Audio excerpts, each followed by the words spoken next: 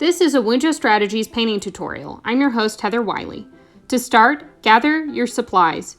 You'll need a canvas. For this project, I used a 2x2, a brush, a paper towel that you'll use to dry your brush after rinsing color, a cup of water to clean your brush, and paint.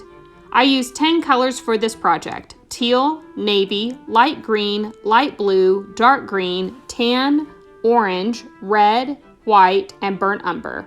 Make sure to clean your brush when switching in between colors and dry it on the paper towel.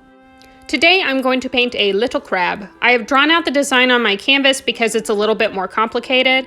I want to make sure that I lead with the tip of my brush so that I can keep the lines sharp around the crab, making sure I separate out what the lines look like on the legs. Next, I'm going to take a separate brush with a square tip and layer down different paint colors to give the impression of water. On my bottom left and top right corners, I want to use some darker paint, and in my top left and bottom right, I want to use lighter paint to give the impression of light in water. My background got a little bit into my crab body, so I'm going to use some tan to make the lines a little bit sharper. Next, I'm going to add orange to my crab body, and I also want to make sure that I'm blending that into some of the tan, which is still wet, and adding a little bit of red to the top of the shell.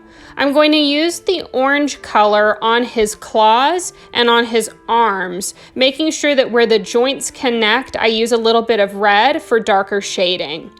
I am going to use an orange-red mix for the rest of the legs, making sure that I keep in mind that I want to highlight that with orange, and I want to use red for shading and for some darker colors.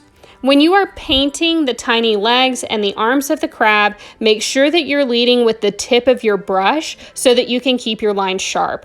You also want to make sure that you're keeping in mind where your joints are, because you're going to come back with a darker color and you're going to add that in.